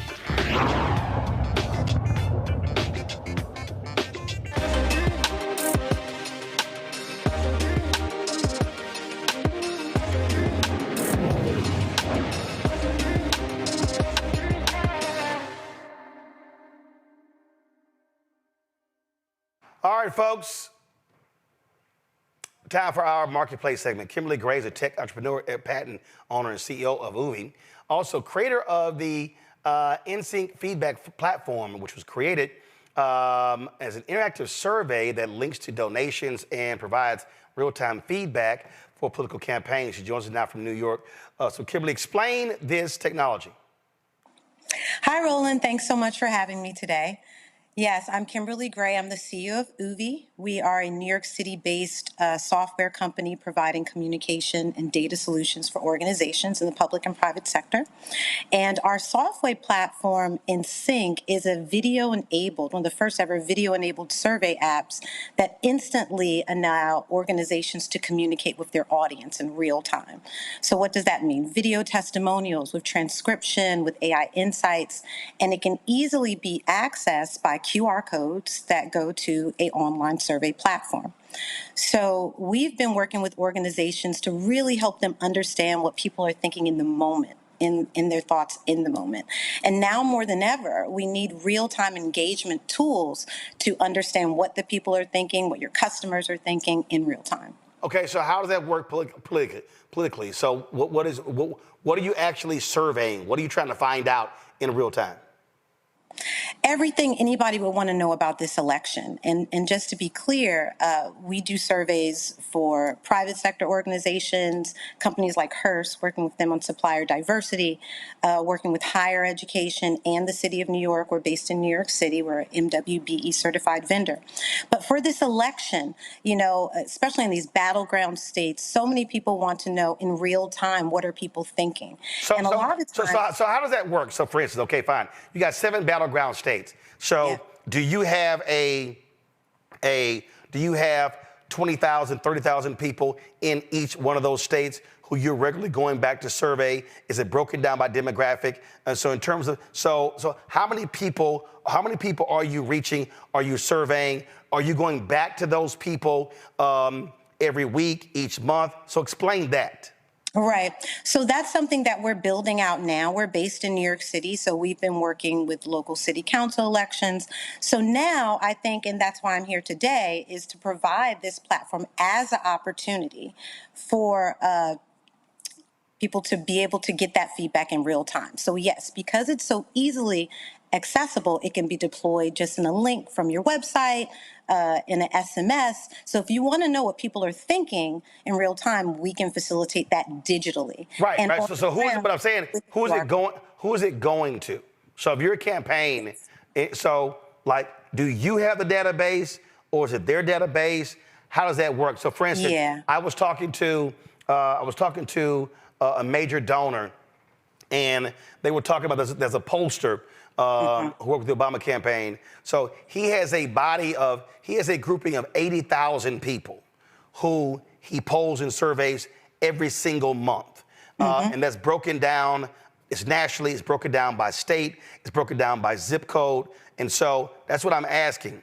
You have the technology piece, but in terms of how do you reach those people?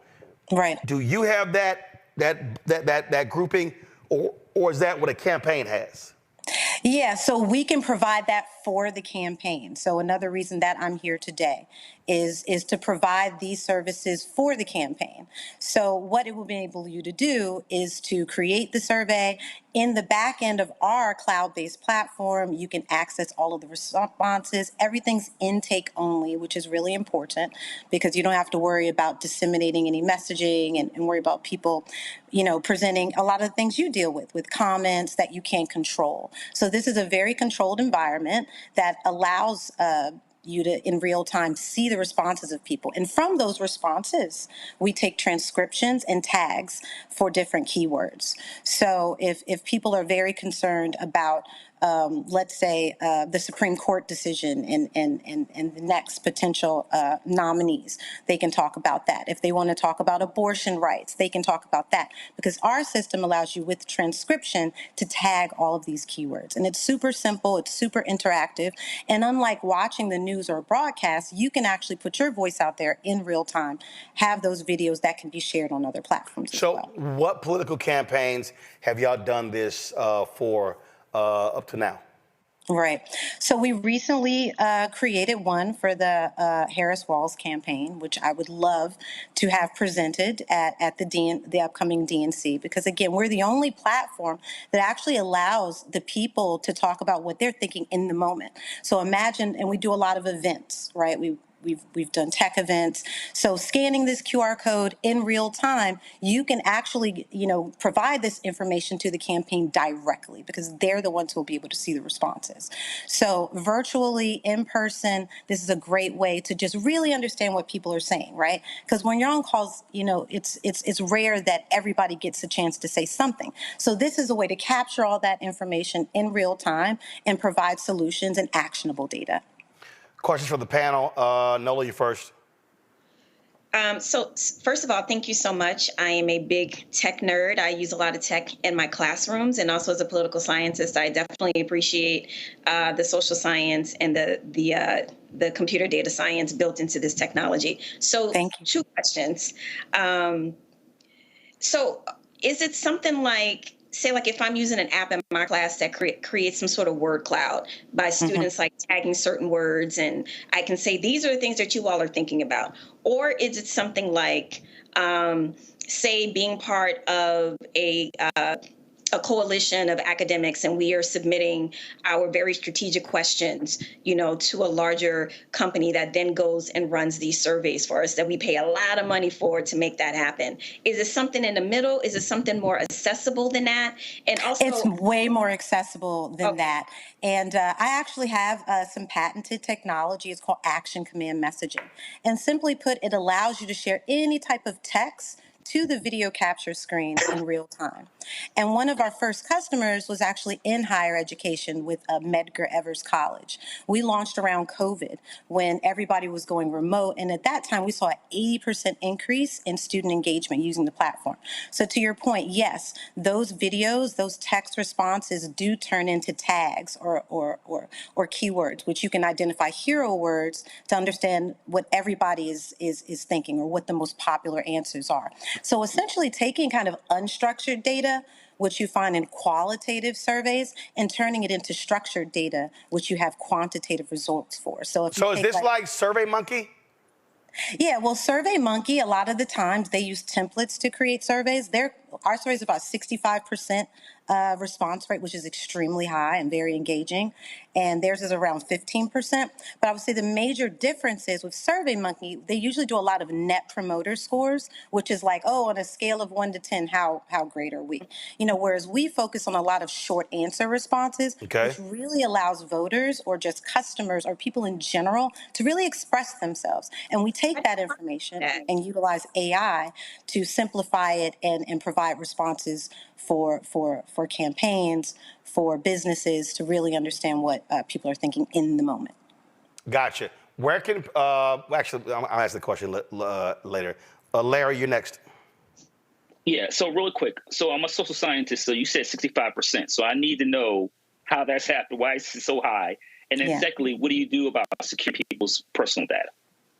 Okay, so with the 65%, that's based on an engagement rate. So if we send the survey, to 100 people, and we get more than 65 people responding, that's very, very high. And then so what's the largest grouping that you sent it out to?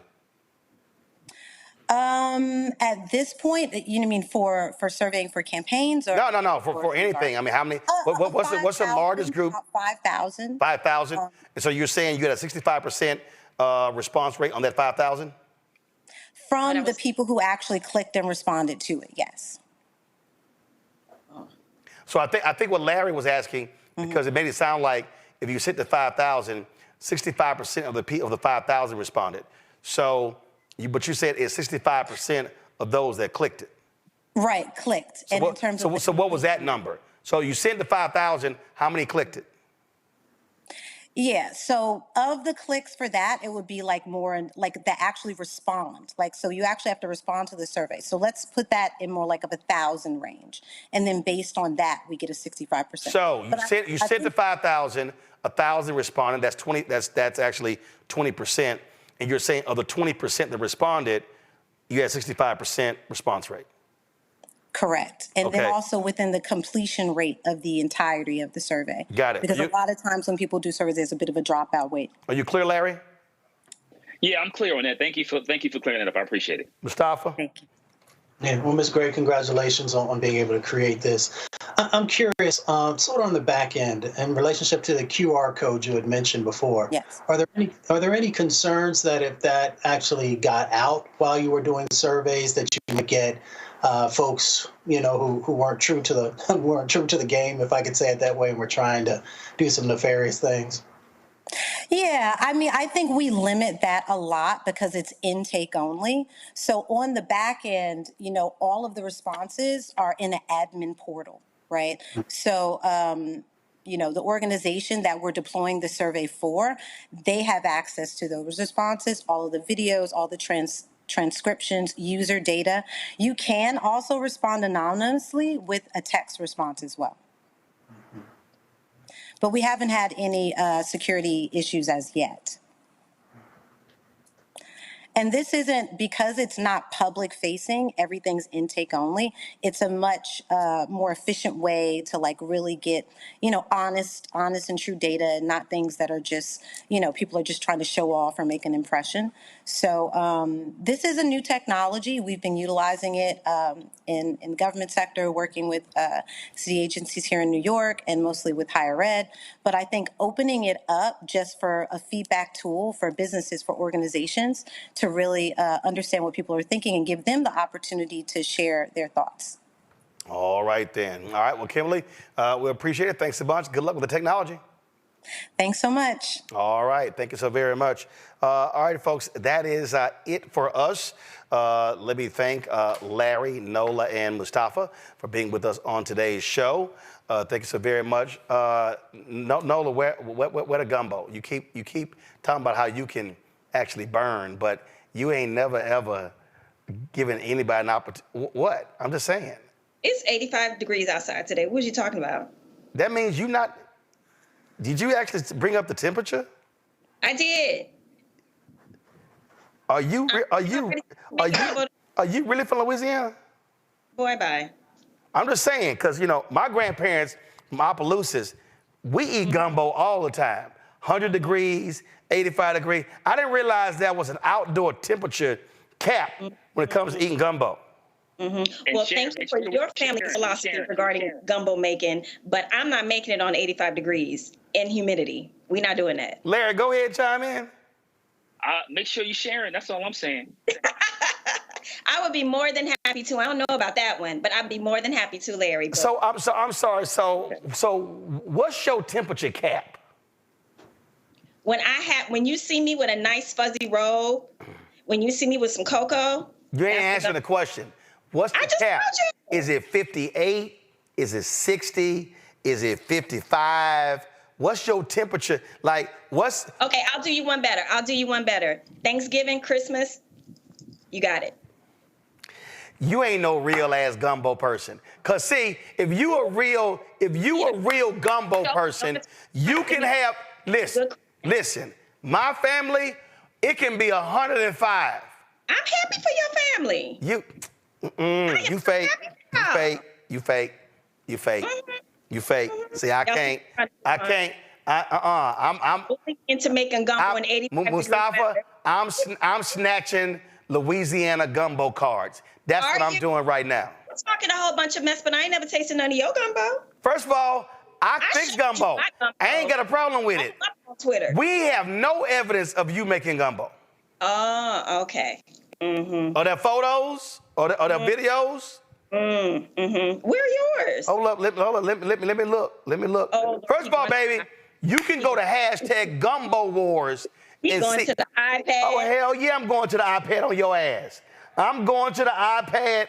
No, hold on right now. I want everybody to see me searching her ass.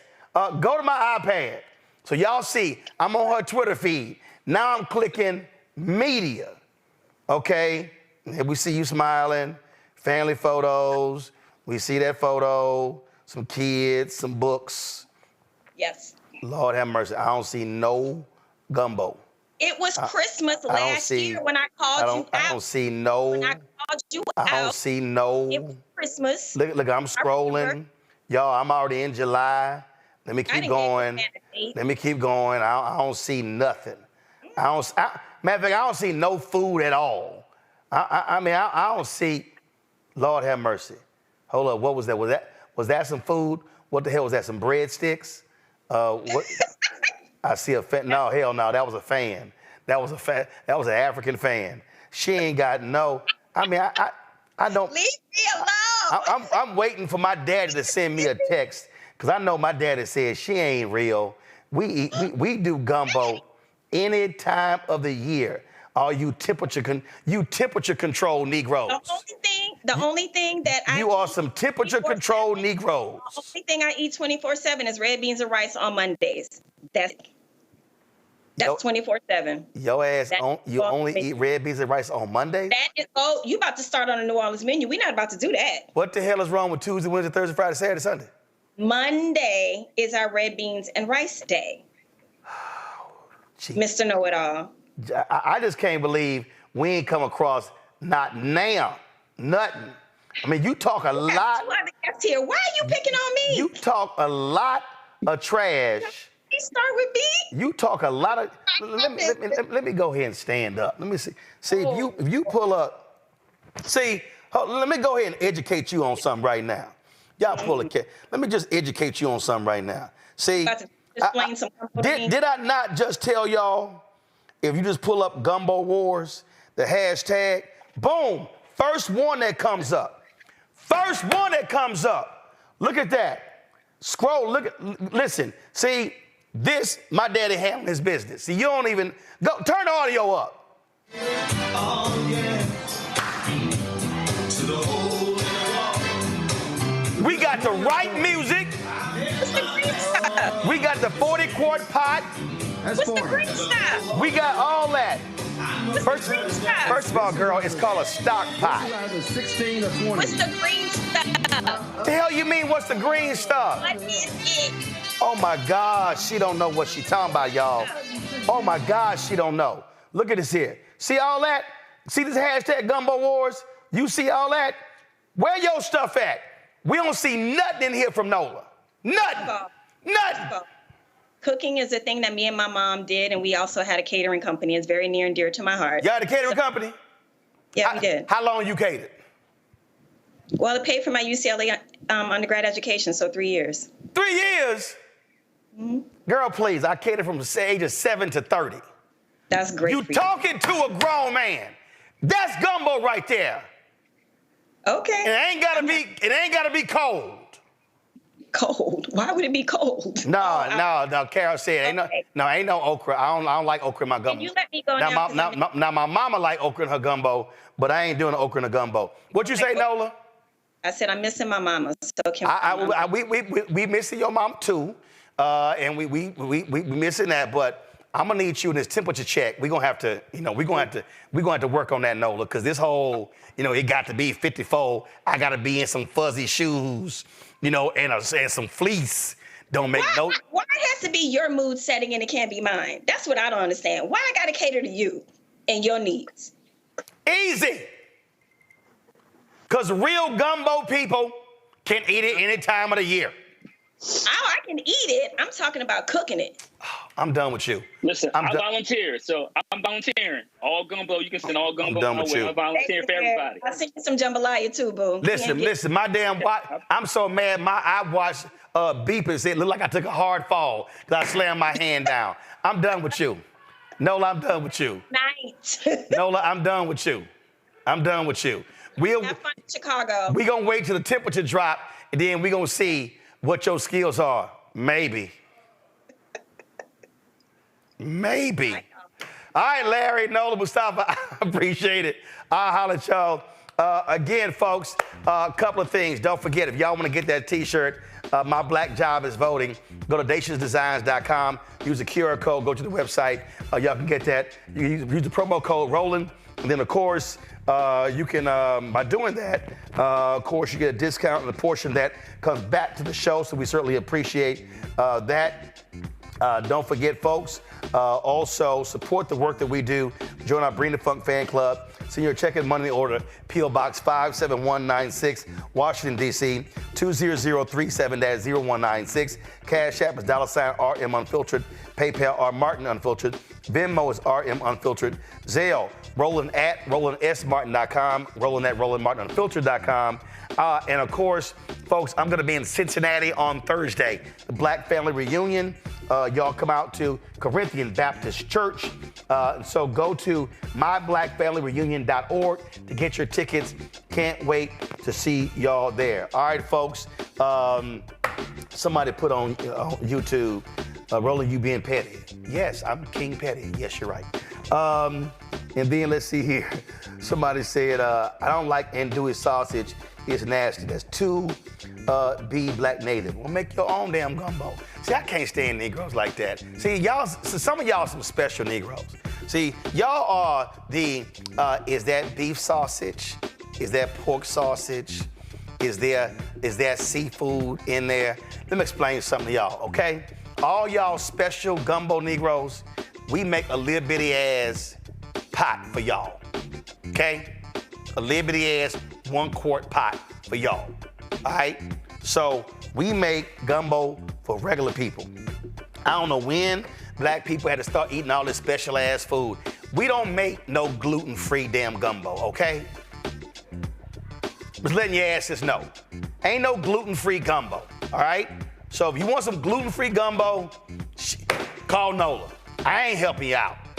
I'm just letting you know, okay? It's gonna be some damn chicken in there. It's gonna be some damn andouille sausages in there. And it's gonna be some damn shrimp in there, okay? All right, and you want some okra? Look, make yourself a little okra on the side and dump it in your bowl. But we ain't doing all that. Just letting y'all know. All right, I gotta go. I'm hungry. I'll see y'all later. Holla! Folks, Black Star Network is here. Hold no punches! I'm real revolutionary right now.